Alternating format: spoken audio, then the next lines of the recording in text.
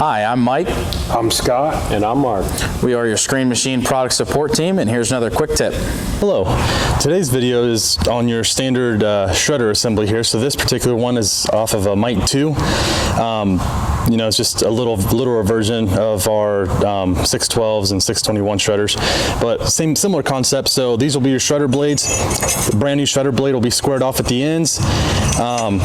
Basically, as time goes, they wear out and stuff, and they round out on the ends. So once they get down to where they're too worn, and you need to replace them, you just remove 2 nuts on one end of your shredder rods.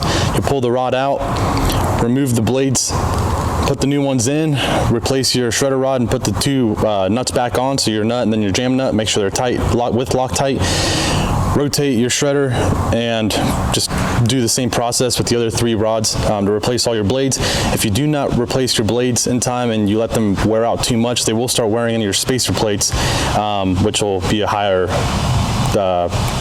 it'll cost more to fix for you.